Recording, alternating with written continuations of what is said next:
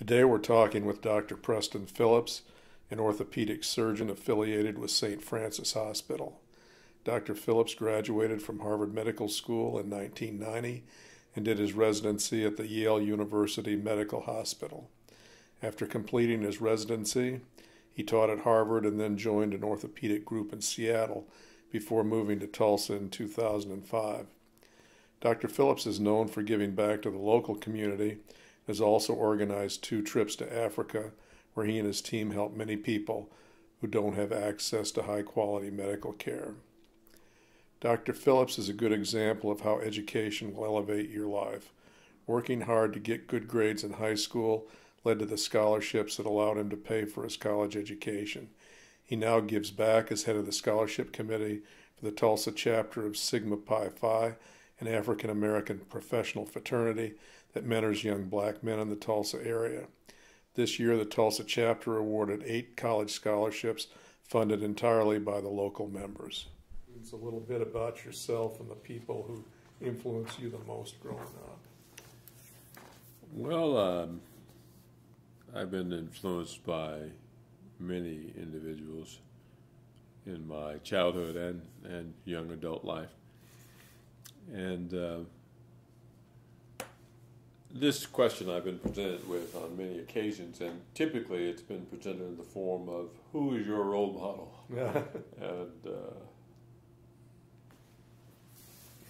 And I like to answer that question by saying that I do not have a role model. I have role models, meaning that I never try to pattern myself for my behavior after any one individual, realizing I will never be that individual.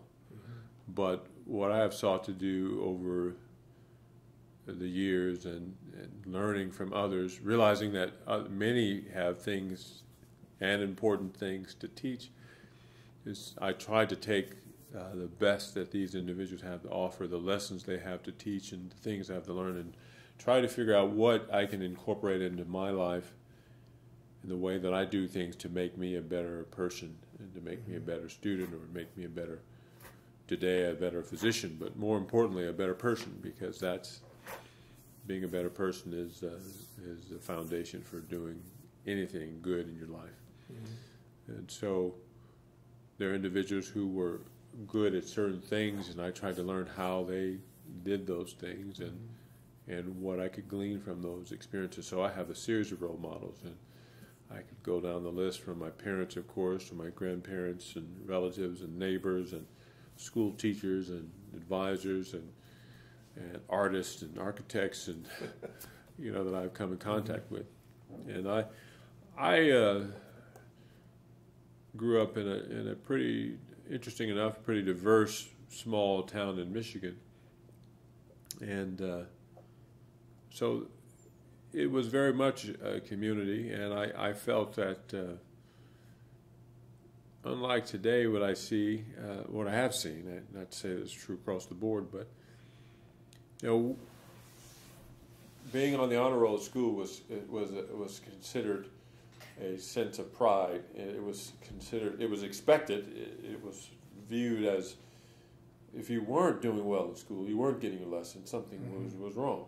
And we looked at each lesson and certain classes as challenges and projects, and who could, it was like competing on the field, or competing in sports as well. We competed in sports, and we also competed in the classroom. And interesting enough, there's this strange perception out there that, if you're an athlete, you're not smart, or you're not a good student, or you're a nerd, or what have you. We had a different perspective. The culture growing up was that the tools that you learn in the classroom are the same types of tools that you learn on the field. There's hard work, there's preparation, there's practice, which is in the classroom, there's study. There's competition, you're competing with other students, be it a debate or who's going to score the highest in the chemistry test or the biology test. And it was friendly competition, and the goal was to try to make each other better and to learn more.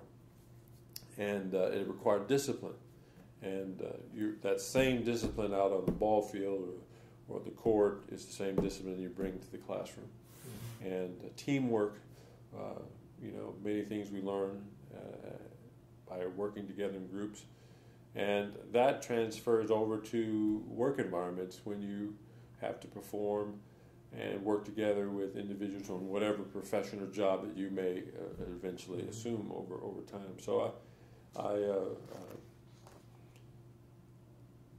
again, back to your original question, I didn't have role models. I had role models, and I tried to be the best student I could and the best athlete, because I played football, I played basketball, I played baseball, and I ran track. Oh, okay. Well, you did everything. Yeah. Yeah. Actually, back then, we played both ways. You had to play offense and defense. So I was a tight end, defensive end, and also played tackle. So. Okay. Yeah. So you got really good grades in high school, obviously, and were able to go on to college. Was that a real goal for you in high school to go on to college? And were you interested in medicine at that point, or did that come later? It came earlier and later. I mean, I had several interests. I was interested in the sciences, naturally, but I was also interested in art. Mm-hmm. I was interested in business. So I joined several clubs. I was a member of Future Business Leaders of America. Oh, okay. I was a member of Future Architects of America, and I was a member of Future Doctors of America. And so I didn't really know what I wanted to do, but these things intrigued me, so I participated in them. And the Future Business Leaders of America had this competition every year. It was for juniors and seniors. It was a course, I think a 3-week course where you studied business practices and dynamics, and you had to take a test at the end, an aptitude test, proficiency test, if you will, to see how well you studied and understood the material. And there was a scholarship, a financial reward for the top 3 students who scored the highest. The first, second, third place prize. The first prize was $2,000. The second prize was $1,000, and the third prize was $500. And I won that award 2 years in a row, the first prize. and it actually, 1 year it paid for the summer program that I attended, that I was accepted to attend. And that taught me early on, that age, that you can be rewarded financially for being smart. Mm-hmm. and so, but what cemented my commitment to medicine, and I said art. I took these art classes, and also auto mechanic, wood shop, I did all that. But there were some art classes that I was interested in, drawing and painting, and there were a few classes available at the time. So I know these days with the budgetary cuts on the art classes have fallen by the wayside. And I was also a musician, by the way. I played the saxophone. I started that in the 6th grade, and by the time I was in junior high school, I was playing with the high school concert band, although I was in junior high school. So I actually got to be pretty good.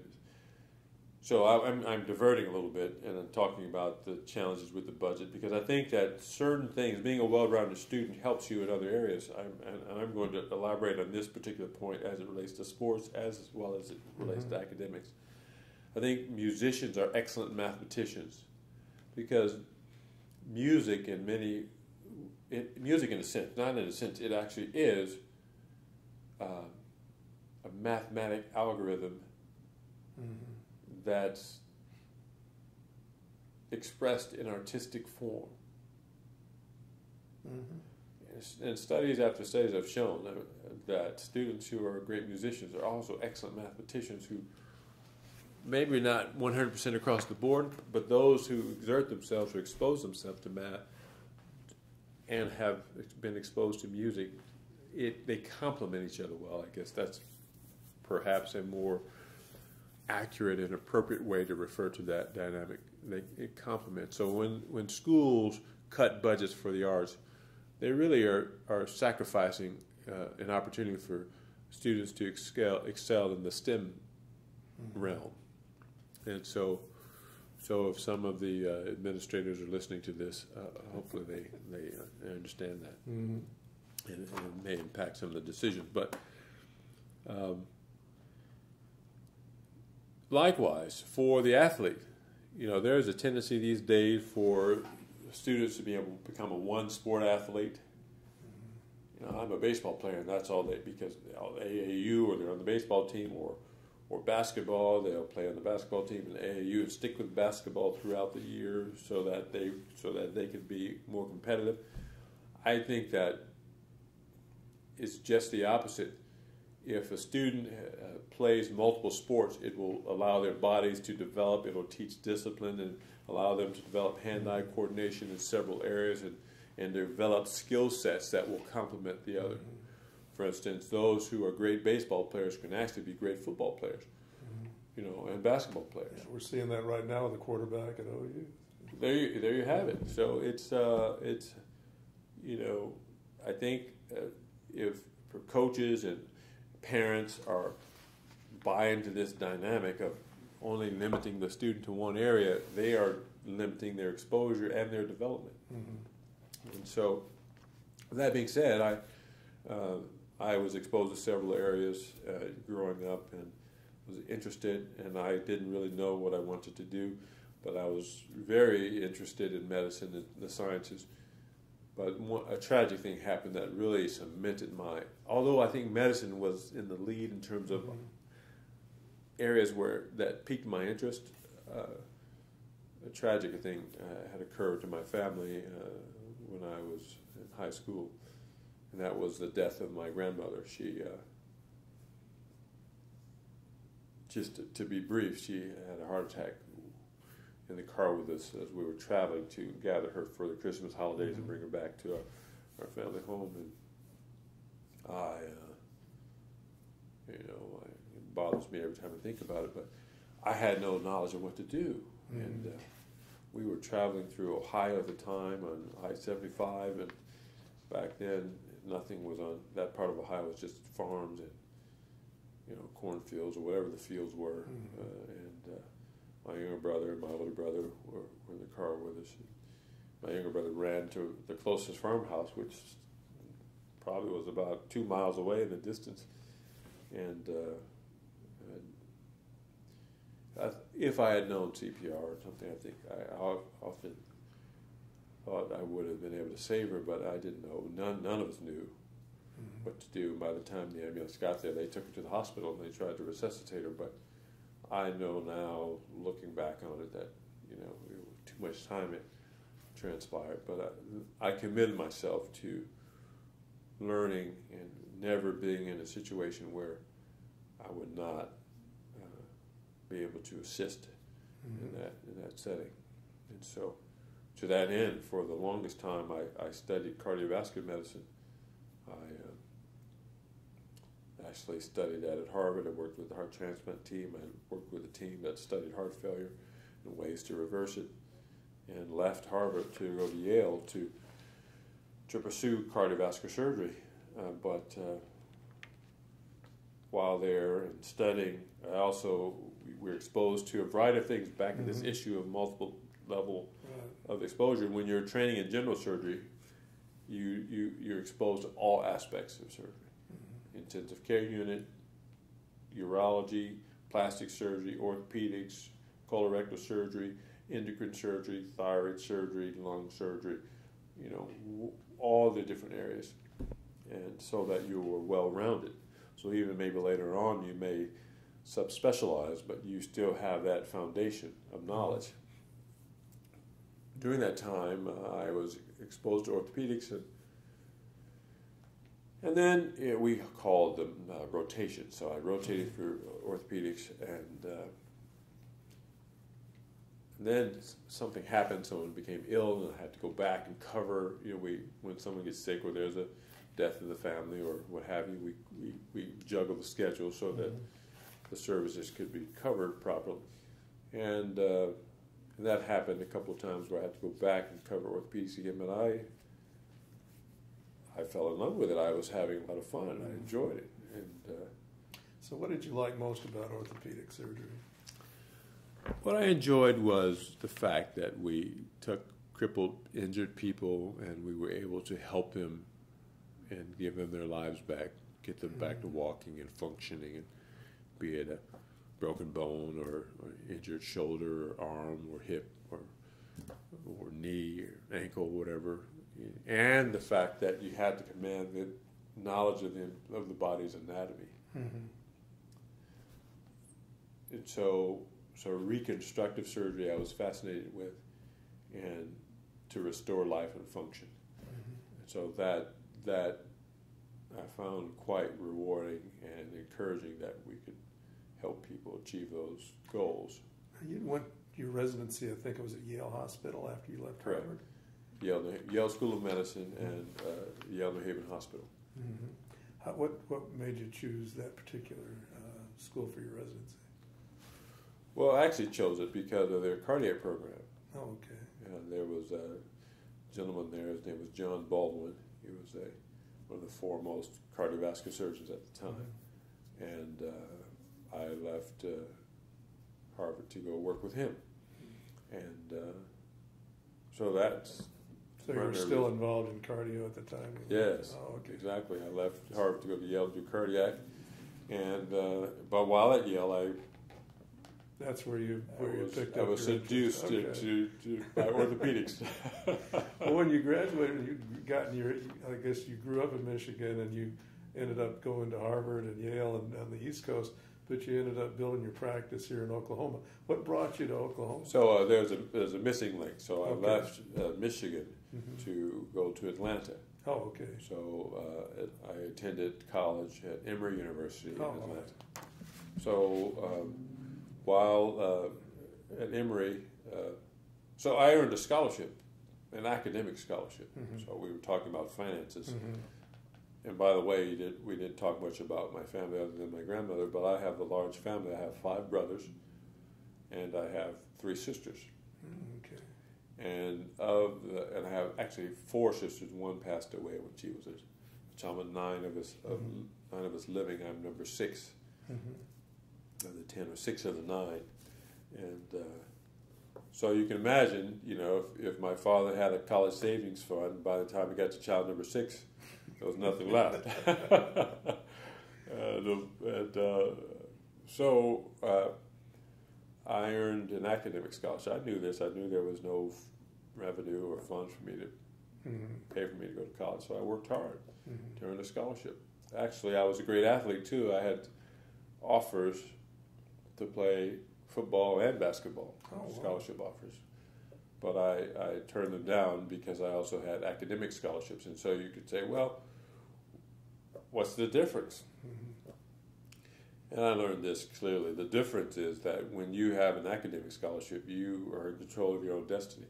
When you have an athletic scholarship, you're not. Mm-hmm. I did have some experiences where I looked at other opportunities where the coach would dictate what courses I would take. Mm-hmm. And that did not sit well with me.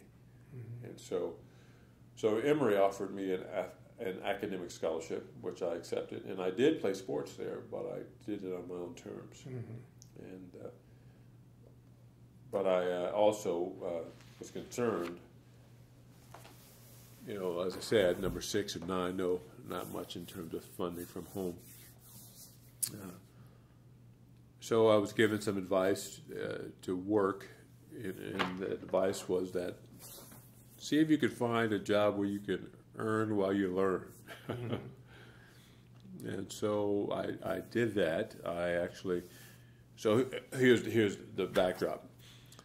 What I noticed was that my scholarship stayed the same. The first year it covered everything, meaning it covered my tuition, room, and board. But each year after that, it was not going to, meaning that the tuition was going up. Uh-huh.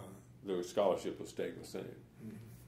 So that concerned me greatly. I was thinking, what am I going to do? And, so I looked for a couple of jobs, work-study jobs at the school. So this was at Emory. My first work-study job was at the Yerkes Primate Research Center. So I actually worked in the laboratory there, and I worked on a project that eventually led to that pregnancy test that you can buy in the store. Oh, really? Yeah. I bet that was interesting. It was very interesting, yeah. No royalties, though, even though I did the grunt work. I received no royalties.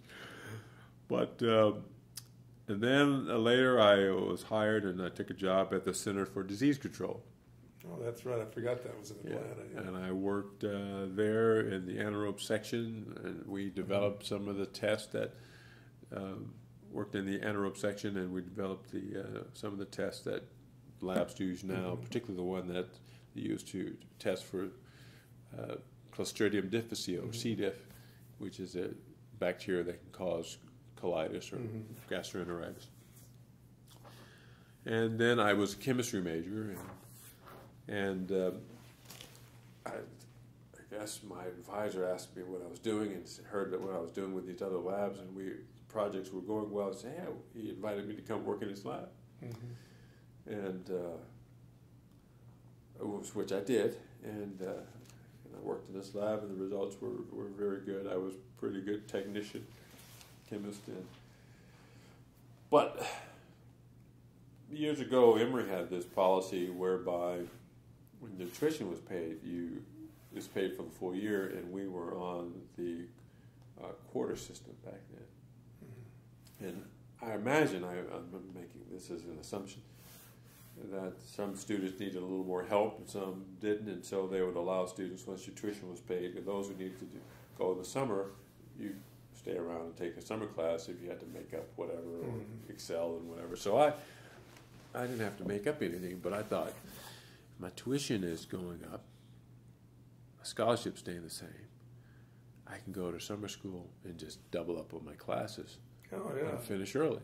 And so actually, all of my requirements I finished by the summer after my sophomore year. So in 2.5 years, I finished all of my requirements. So I could have graduated, but my advisor wanted me to stay around and work on this project that I had been engaged in, and we were getting good results. But initially I declined. I said, I'm going on to medical school. I'm going to apply to medical school. And by the way, the tuition's going up. And I said, well, if you apply for this master's program, your tuition will be covered. And then you'll have a job, you'll be a teacher's aide, and then there's a stipend with it as well. And I thought, that's a good idea. And plus, my research was going well, and I needed more time to finish it. So to make a long story short, I applied, I was accepted into the master's program. So then my junior and senior year, I was actually a graduate student. Oh, okay. And working on my master's degree. My tuition was covered. There was a few other fees that came up here and there. But so I actually stayed on and finished my master's.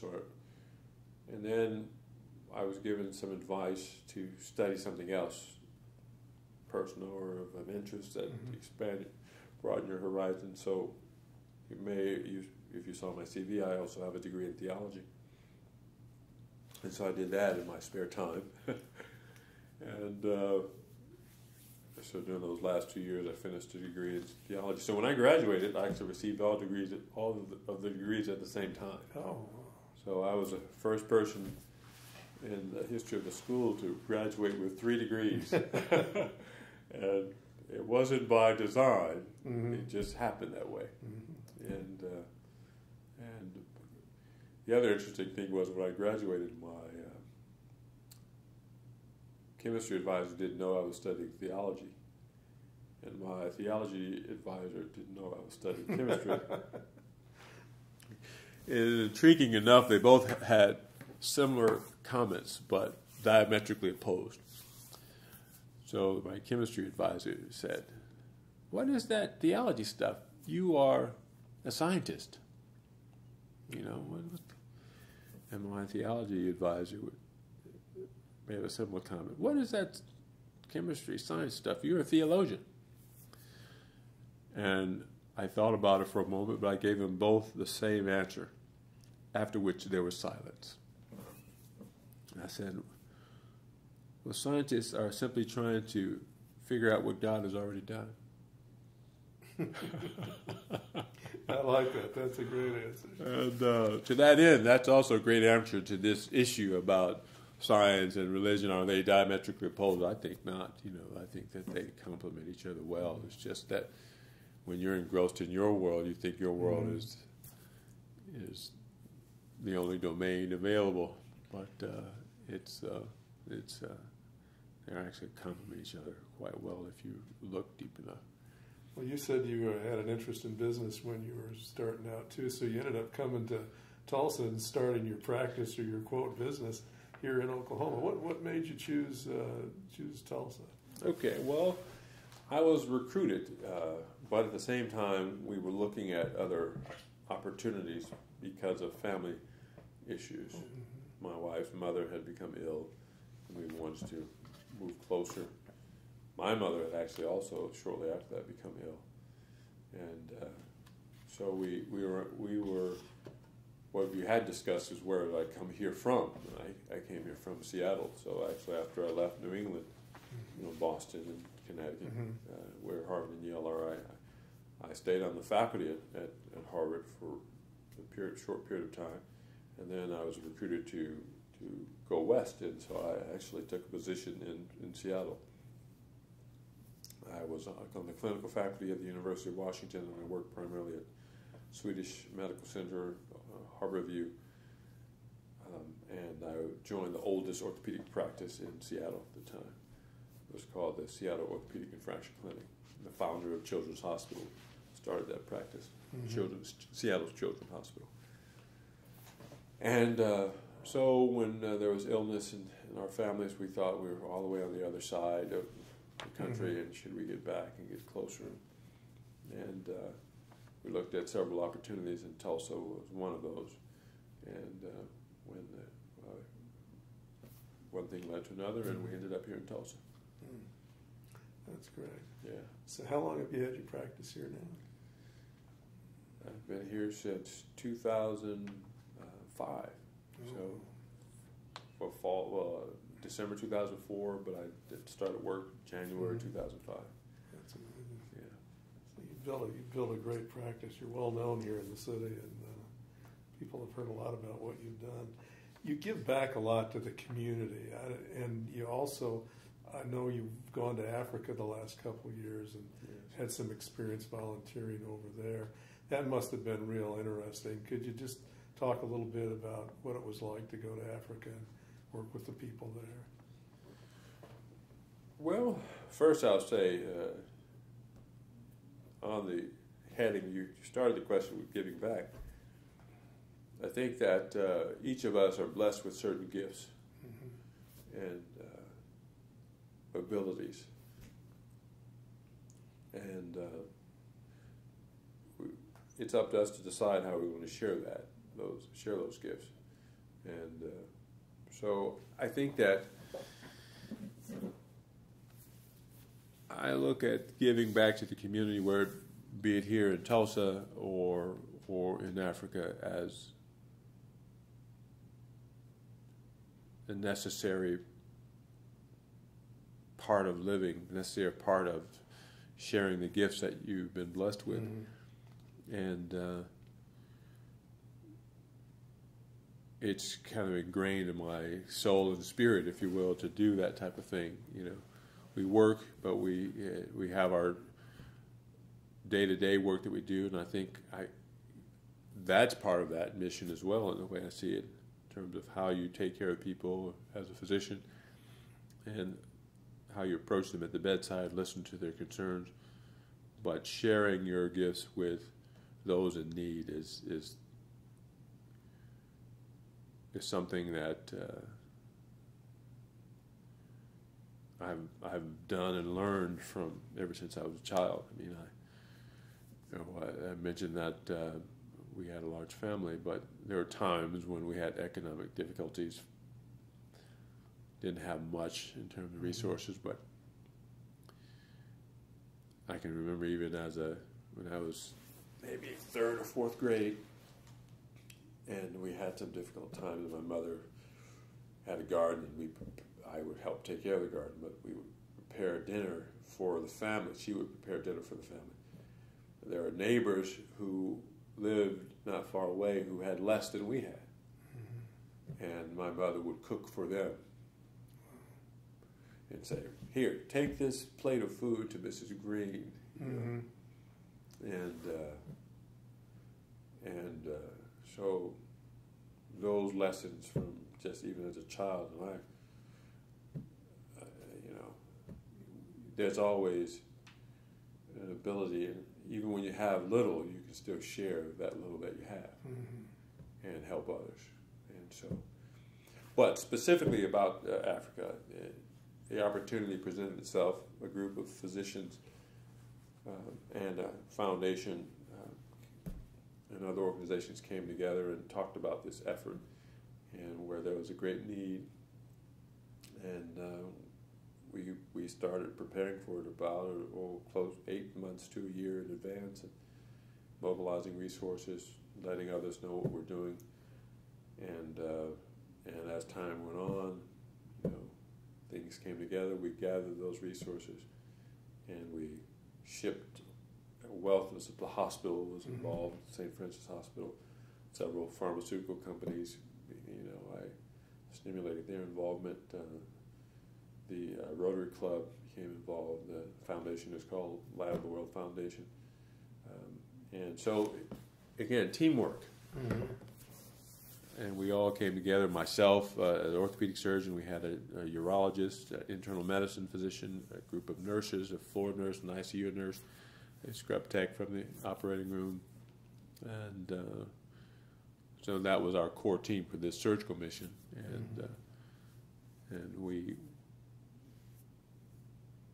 as I said, shipped a lot of things to Africa and went there and saw patients, ran a telemedicine clinic, and then followed up with a clinic there on site, screened patients. We brought pretty much everything we needed for surgery to perform surgery, and selected the patients who we could care for and do an excellent job. I had the following philosophy that if we can't do it well, we will not do it. I would rather not offer services in that setting if we could not do it well. And there were challenges without question, because they had nothing, and we built it from scratch, basically, the projects and the facilities there. And again, teamwork, and we helped a lot of people with deformities. And the plan is to go back. We couldn't, because of some of the logistics, like sterilization techniques that weren't quite up to par on the first we taught. We educated, but if they were not done right, then we started over. We said, all right, let's do this again. So there were days when we wanted to perform 3 or 4 surgeries where we could only perform 2 because we had to stop and regroup, start over. Let's do it right, or not do it at all. And we did. So we weren't as productive at times as we would have liked, but those that we did help, we did well, and they were well served by it. I have heard from other colleagues who've gone on mission trips, and because of the limited resources, they stretch the resources. And the human nature, let's just see if we can make it work. But sometimes in that setting, it doesn't work, and then the outcome is not what you would like, and not ideal, or less than ideal. So I did not want that scenario to be revisited. So that's why I was held firm to this philosophy that if we cannot do it right, we will not do it. And that's an interesting point of view, a good way to approach a problem like that. Yes. Look, you've accomplished an awful lot in your life. What would you pass on to kids in high school right now? I mean, what do you think are the most important things they should know to prepare themselves, not just for high school, but for life in general, based on your experience? Well, that's a broad question. Yeah. A very broad question, and I think about answering that on several levels. One is that times have changed, in the setting and the experiences I had when I grew up are not what the kids now are going through.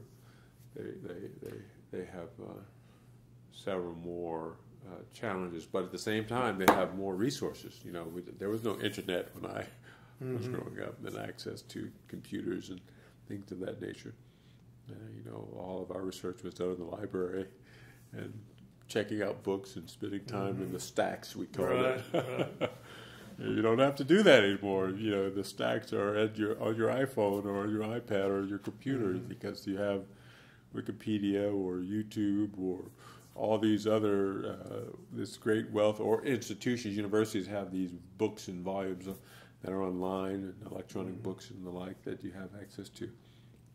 And so in other words, first I would say you have this wealth of resources available, so take advantage of that. But I would say decide what type of person you want to be, and look to people around you, mentors, for guidance in terms of what you can learn. And like I said earlier, do I have a role model? No, I have role models. You cannot, don't model yourself after anyone, but learn from others in terms of, we would now, the corporate world would call them best practices, but I would call them best characteristics, best traits, and try to incorporate that. What works better for you, what works well for you, and incorporate that into your life in terms of how you want to approach things, or how that will impact the person you're trying to become. Work hard. Nothing comes easy, and I was given this advice once that it doesn't get any easier, you just get better at it. Which is true. I mean, once you get better at something, and then let's say you become the great glass artist, and like Chihuly or someone, or you become a great painter, and then once people recognize that skill set, they'll say, hey, I'd like, or let's say something simple. You open up a restaurant, and you're known to make the best, hamburgers in town. Then all of a sudden, people will flock to your door asking for these hamburgers, and then you have to have resources to supply that demand. So you have to work harder in order to meet the demand. So again, it doesn't get easier. If you become better at something, your services will be needed, or your skill set will be asked for, or what have you. So work hard, because when you do work hard and you achieve certain objectives, then other opportunities present themselves. And but if you don't, then your opportunities may be limited, or you won't recognize them. And so I'll take another perspective on that discussion and quote my grandmother, and the one that I referred to earlier. And whenever there was a challenge or something, I may have come to her for various reasons, but she would say, in life, there will always be good things that will happen, and there will be some bad things that will happen to you. So when the bad things happen, you have to pay it its due, pay it its respect. You can hold your head down, you can mourn, you can lose a loved one, or something else bad happens to you, but you pay it its due. But don't leave your head hanging down low for too long, because if you keep your head down low, you're not looking up, the next blessing that comes by is going to float right over your head. You're not even going to see it. You won't recognize it. So pick yourself up and be ready for the next blessing. Likewise, in life, there will be good things that will happen to you. When they happen, you rejoice. You jump for joy. You're on cloud 9, But don't stay up there for too long. Because if you stay up there for too long, the next blessing that comes by will slip right under your feet. You're going to miss it. So play this due, jump for joy, but come back down to earth and be ready for the next blessing. And so that's the advice I would give kids, that you've got to, just because something happens that day, that it's not the end of the world. You got to be ready for the next thing. Well, I appreciate talking to you, and I know all the kids will enjoy hearing everything about your life, and I think you're a real inspiration to young people. Well, thank you very much. Thank you.